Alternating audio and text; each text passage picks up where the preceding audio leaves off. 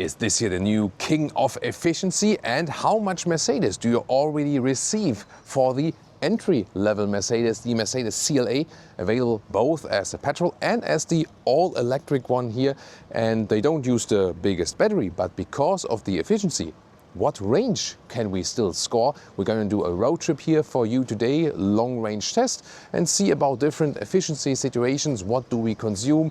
What's the real-world range for this one? And of course, do also some charging tests for you now with Thomas now to go through in 4K, full screen, full length. Let's go here with the CLA 350 top EV version here with the closed front grille. Then you have these illuminated stars. You can also get these. Looks pretty striking at night. Definitely. The only thing I'm not so fond of is that we have like these two-unit things in the. There's much going on in the front, definitely, with all the lights, and they use so many stars now. Meanwhile, also in the daytime running light itself, this is the multi-beam LED. This, this additional high beam functionality, and this one here, by the way, does not get the function where you can just press the logo to open the hood. This is new, for example, with the GLC EQ or the all-electric C-Class. But you got to think about that the all-electric C-Class will be even some 25,000 euros more expensive than this one. So then you have to open it from the inside, this Frunk, and there we go.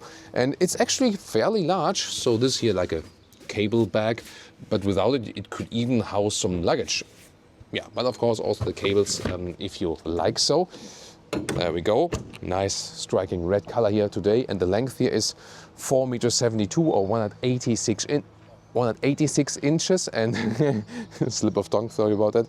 And here you can see this coupe style look, really stretched. And the CD value is 0.21. However, in the most ideal setup, if you don't pick many extras and so on, also the smallest wheels, 17 to 19 inch. These are the 19-inch wheels, so we cannot hold this top CD value then in this case, but then it looks better. This has a base steel suspension, so the question is, of course, as well, do we still have comfort in driving? We're gonna take you on a tour of that as well.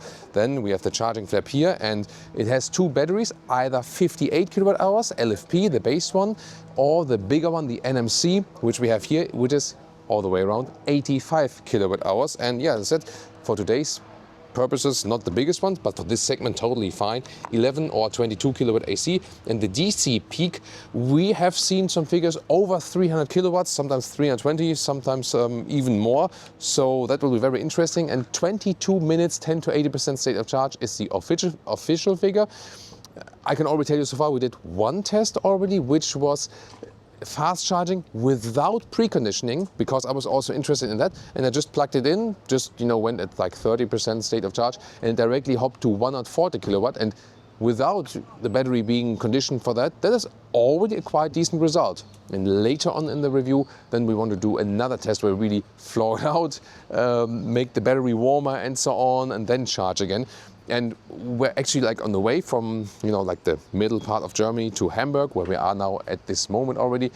The way to Hamburg, what we do is that we try to drive very efficient, maximum 130 kilometers an hour, maximum 80 miles an hour. And on the way back then again, really floor it out, German Autobahn, see, are we actually faster with that? And what's the difference then in the consumption and so on? These will be very interesting figures, I can promise. In the rear, we can see also playing a lot with light. This is connected then here, and one more time playing with that structure here. So 4MATIC, that means that's all-wheel drive, one electric motor in the rear, one in the front. And the acceleration figure here is at 4.9 seconds. You can also get the base versions which only have one electric motor are at 7.5 and 6.7 seconds in the acceleration figure. The other chassis form, by the way, would be the shooting brake. This is also available both for the petrol side and also for the electric side. Then of course you have more trunk flexibility, and the roofline is of course a little bit different. Now to the interior, here door closing sound. I've heard better ones at Mercedes, gotta say that, but it also has some of the, let's say, classic door closing sounds at Mercedes, a little bit, you know what I mean? And here, considering that it's frameless, it sounds good, you know what I mean? So this is the thing, when they are frameless, it's always tougher to make a very solid door closing sound, and for that, it's actually then once again good. Here with these door handles, the thing is that they are with yeah, with this flush integration. I'm not the biggest fan of it, honestly, but then at least when they are out, then they are physical.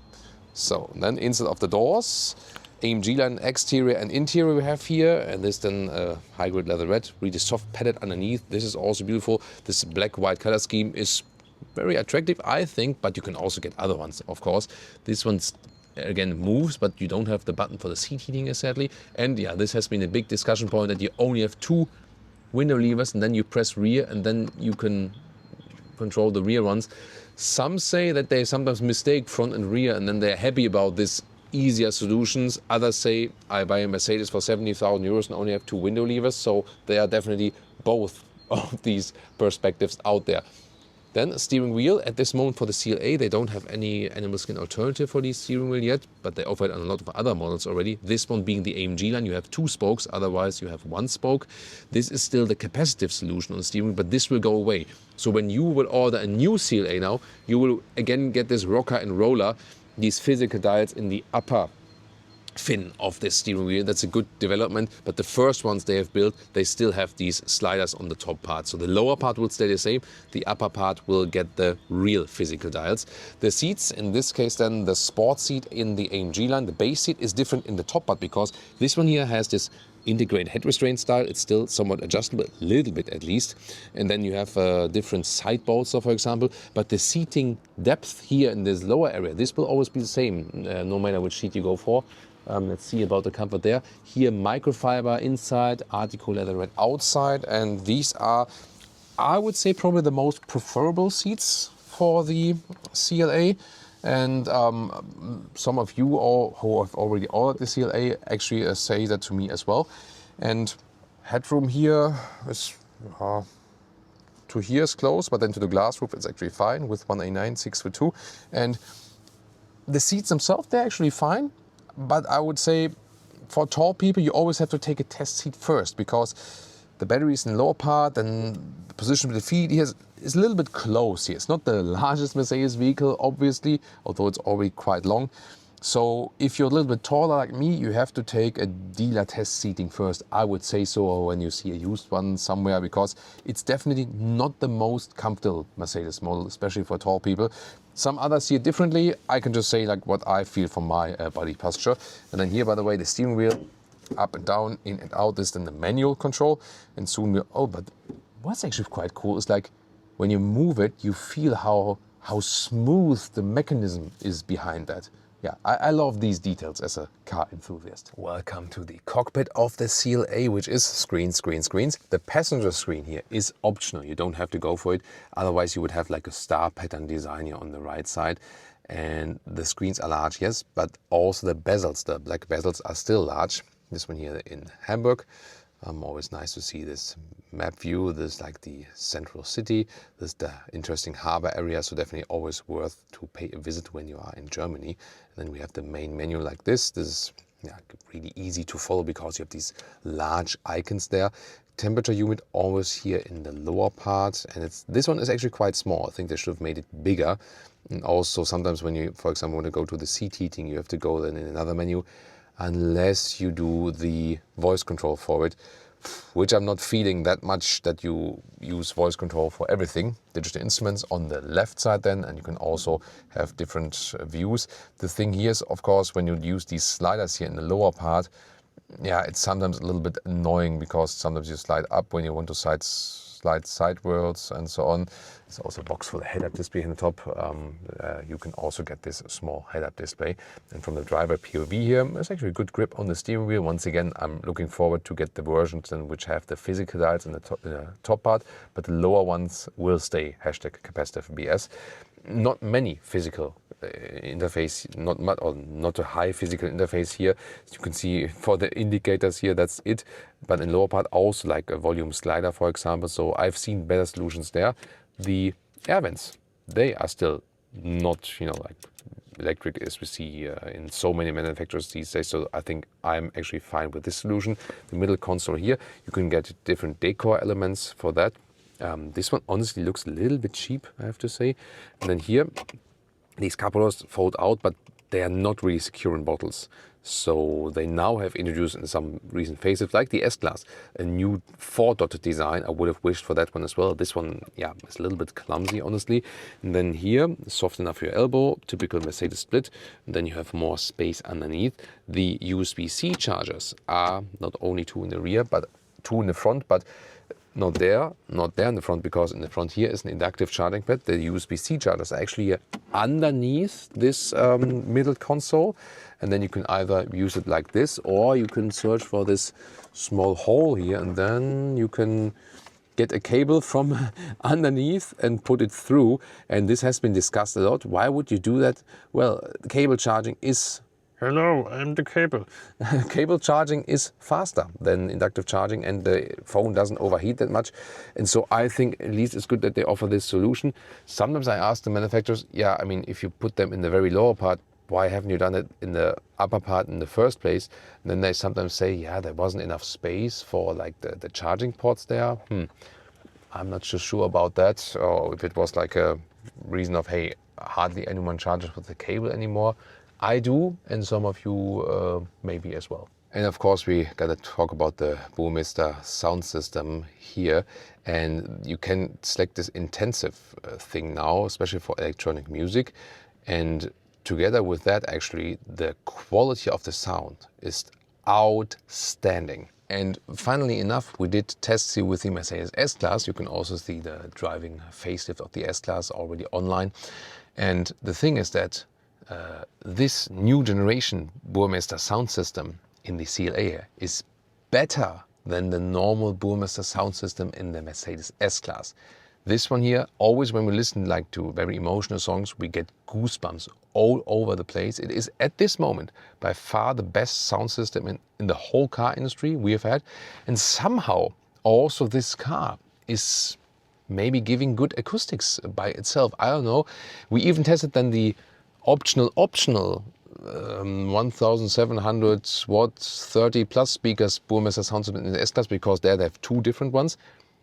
That one is of course also amazing, but there we couldn't really tell a big difference. And honestly, this is still somewhat leading. I'm not sure why that is and what they did with that. It's of course always about the source of the music you have. But this one here, this combination in this car with this system is just so outstanding. I can't stress that enough, and Leah shares the same view. And we will soon also test it once again in the GLC EQ, which also has the new generation Burmester, and see if it's like the same, or if it's really about the acoustics also of this cabin somehow. I don't know, but I can tell you, if you buy this car, you kind of have to get it. It's almost like a unique selling point for this car, because it's so good. Well, the rear seats, I mean, headroom is, yeah, it's close, but it works actually. This glass roof is always a fixed glass roof. That's it, you cannot get a closed roof. And the sun protection is already inbuilt, and it's working, yes, but still it will always get hotter when there's a glass roof, even if there are extra layers in it. And option, you can also get like these stars in the roof, where you also have like applied ambient lighting and so on. And now there's a big difference between the petrol CLA and the electric CLA, because the electric CLA does not have the foot garages. Here, the battery's in the lower part, and that is most obviously here in the rear. Look at that here, like the angle here where my knees are actually. So it's really not that pleasant with long legs than here in the rear, because of how high the feet are standing. This is still working here as for the legroom. You can sit here as a toilet, that works, yes, but not that pleasant. The seats themselves, they're actually fine. It's just really that the feet need to be lower. Turbine vents here in the middle, and USB-C chargers also in the rear. Nice ambient lighting also around it. And also I like how the rear door from the inside is also really nicely covered here with that leather red material. So that's actually pretty cool. Frameless window also in the rear. So material quality wise here, this is actually fine. Yeah, only hard packed is here on the inside. Isofix outside each, and you see that you have this sports seat setup with the microfiber here in this AMG line also for the rear seats. That's actually pretty fancy. Haven't talked about the pricing yet, by the way. So you would start with a small battery under 50,000 euros, but then if you go for the bigger battery here, the NMC, and also then what we see here, AMG line, outside, inside, and all the way full spec, you can also crack 75,000 euros. Trunk or boot, let's take a look. So they did not make a fastback opening. I think that would have been better, or what do you think? 405 liters. This one still fits in a vertical way, although it's getting close. Here the outside you can use here, like for example for Leah's boots, then 1.40 meters here where it gets a little bit more narrow, and the length is also about 1.40 meters, and the height here only 19 inches or 45 centimeters. That's really not that much. And underneath you can see here you have like some more tiny space there, and to fold the seats there's no remote unlock here, so you have to go around.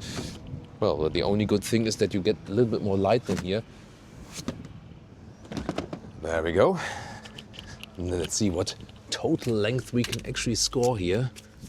I mean, it's not such a short vehicle, right? So, and then to the seat in the front there, we're at 1 meter 78 or 70 inches. Sport mode.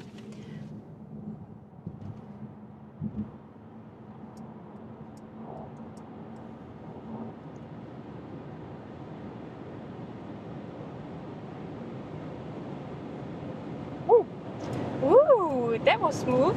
That was 30 to 180. I like that. Yeah. 4.9 seconds, 0 to 100 is the official figure. And I'm not sure if you have seen or felt that or something like that. You probably noticed there was one shifting. Yes, yeah. I think it was very smooth for me. Yeah, I mean, it was not that extreme. Yeah, for the passengers, it's good. Yeah. There are more, there are more extreme electric vehicles out there for sure, but I mean it's more than enough here with the CLA 350, the strongest version at this moment. And you also saw that the shifting came quite late, and usually it would shift up earlier unless you go all the way out full throttle. Then the shifting is later to get the maximum performance. Otherwise, always shifts around like 80, 90 kilometers an hour and so on.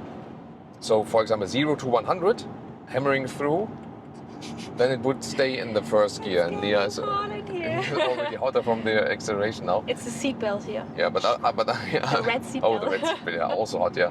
But when you are like driving in the usual way and also stay in the normal mode, for example, you can also click it through here. Then the shifting up would happen earlier at normal motorway speeds, because the second gear it's not that great in the acceleration, but it's better for efficiency, for higher speed driving, and the first gear is better to get a maximum acceleration out. And there are no dual glass windows, and it's very silent in here. Yeah. Considering we don't have the lamination, more side mirrors, they are actually helping, because there's not so much wind turbulence. So this is surely helping. I think those too, and it's also frameless doors, so it's still, very nice. And we fit to the interior color here. Yes. Because I'm white and Thomas is black. Exactly, the black and white seats, that's also. We need some red hat maybe for the next time, Yeah, and here all the way out, German Autobahn is a very good test. And we of course soon also have the efficiency figures for you at 100 kilometers an hour and 130 kilometers an hour, so at 60 miles an hour and at 80 miles an hour. This will be very interesting for sure. Excited, is it? Yeah, because... And I mean, it's a very good motorway vehicle, definitely. Yeah. I mean, suspension here is just a standard suspension. There's no adaptive suspension here at this moment. And even in the city, it was very nice. Yeah. The only thing when you feel that it doesn't have adaptive suspension is when you have like some potholes. Then you would feel a difference to cars that do have adaptive suspension. And we have the 19-inch wheels on here, so it's the biggest wheels available, so the most uncomfortable setup you can get. If you want more comfort, then you would stick with smaller wheels. Yeah, but it behaves, especially in this, like in waves. So smooth. Yeah, and even in the corners, it's very, very nice. Yeah. For example, here, some lane change. Super smooth. Super smooth. Yeah. That's the driving is very, very cool. So it's also a lot of fun to drive, and we have been driving the petrol version of the CLA together a couple of months ago, and you wouldn't feel that this one here is much heavier in the EQ because the engine was very, very not that loud. Yeah. You can't hear it in the inside. Yeah. So both very similar to drive actually, and usually like the electric version is much heavier and then might feel heavier to drive, but that's not the case here. It feels light. and super agile and a lot of fun, also precise steering input. The only thing is when you're very tall, like us, then you sit a little bit, your knee is very high and that's not that comfortable, also here's not much space for my legs, and the seating position in the car is not the ideal thing. So that's I think the main criticism point about this vehicle. When you are tall, both front and even more so in the rear. In the rear, of course, in the petrol version, it's a little bit better. And here the headroom is not that... it works, but it's close. But it's more the seating position itself. So I think from driving itself, it's a great motorway vehicle. Just when you're really tall, you should take a test ride first and say, like, is that okay or not? The seats are, itself, they're fine. And there's also not a difference if you don't have the sport seat, then I explicitly asked the Mercedes guys about that. So where you sit on this area is always the same from the seating, like the seating depth, so-called German Einsitzhöhe. That's always the same. It's more about like how the rear is designed. So that won't make a comfort difference in that respect, But the seat is fine, I think. Yeah, the seat itself is fine. Yeah, just how like my feet should be lower in the vehicle. We want to sit a little bit higher here in the back. Yeah, that's maybe like that here. Maybe it helps when I put the seat a little bit higher. That's maybe a little bit better, you can try around with that a little bit, but wow, this is like the entry-level EV for Mercedes. Still, the price is relatively high. And you should definitely go for the Burmester sounds. Burmester? Burmester, yeah. Yeah, it's really great. We talked about this many times now, and just goosebumps all over the place. Yeah. It's really cool. So, yeah, that's and really what was the price, sorry? Like 75k full spec, like this one here, all-wheel drive 350, and with everything, all the bells and whistles, biggest screens and so on. Yeah. That's very expensive still. Yeah. Just the C-Class electric that is coming up, that will be even more expensive, and considering that it's just 9 kilowatt hours larger battery, and you have like 25,000 euros more. I asked Thomas if there would be an electric E-Class. That would be cool. Yeah, there will be something like that coming up as well, yes. Probably on the base E-Class and S-Class electric, but that will take some more time. We'll keep you updated with that. First step now is the electric C-Class, which sits on an own platform together with the GLC EQ. So that is their electric platform. Right? Yeah, it's like 25,000 euros more expensive than this one. You have the longer hood then. That means you don't have more space on the inside, really. It's more about like this different exterior design, and you get some more luxury features. For example, you get the rear exit steering, you get the air suspension. These might be the main reasons to go for the C-Class electric, and then maybe also spend some more time for that. But yeah, besides that, it's not the most ideal tall driver position. To take the exit here. Switching the motorways, of course, is always a lot of fun. Yeah, it's cool. It's always a good test because you have like a high-speed corner, so to speak. That's really good. But it's behaving Seating so is for us. GSC would be better, I think. Yeah, this one. Side eye to you. This GSC would be better, right? The C-Class EV would be more than the direct relative to the GLC EQ. The direct relative in the SUV to this one here would be then an upcoming GLA, which will be also launched pretty soon, and also the GLB, of course, the larger one. And we are driving to the S-Class event now with this car. Yeah. So also really excited. S-Class facelift, of course, as well. A very interesting video. Of course, sometimes said to be like the Mercedes of all. The Sonderklasse. That's of course then many segments above that. So also interesting to find out more about that, different design and technology and so on. So the difference between the smallest and the largest cars at Mercedes has also been shrinking. And you also feel that here.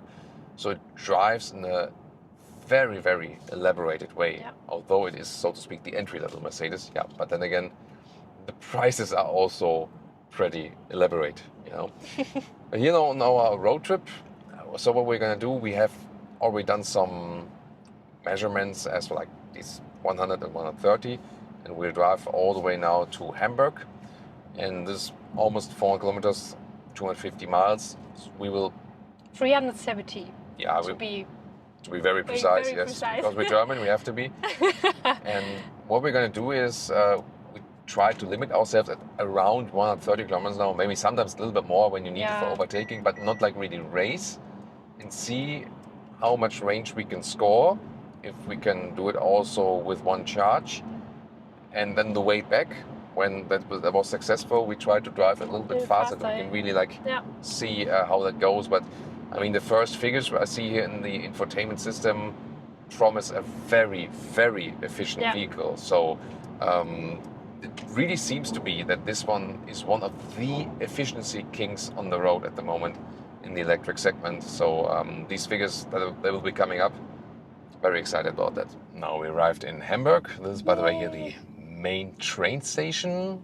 Also, very nice buildings they have, of course, here in Hamburg. And we have covered now almost 380 kilometers.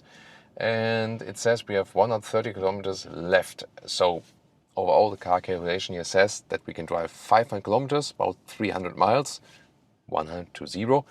And this was with maximum 130, 140 kilometers an hour, maximum around 80 miles an hour on the motorway. But we always did that when we could, and that was quite often. And now, in Germany, yeah, it was not too much traffic. And so we scored some 17 kilowatt hours on 100 kilometers on the whole trip. Means some 3.7 miles per kilowatt hour. So very, very efficient. And I mean, it's not the largest battery, but meaning that you can go with an 85 kilowatt hour battery. Realistic German Autobahn, 500 kilometers or 300 miles is really very cool. Impressive result. And of course, we did some like zeroing out purely 130 and 100 kilometers for you as well. Yeah, that's very interesting because when we zeroed out and then did 130 kilometers an hour, 80 miles an hour, we also got almost similar result, 18 kilowatt hours and 100 kilometers, so 3.7 miles per kilowatt hour as well. And the reason is that we mostly drove that here as well on the motorway, just that the average here on the whole trip is lower because when you at some point are a little bit stuck in traffic, the average really quickly drops down.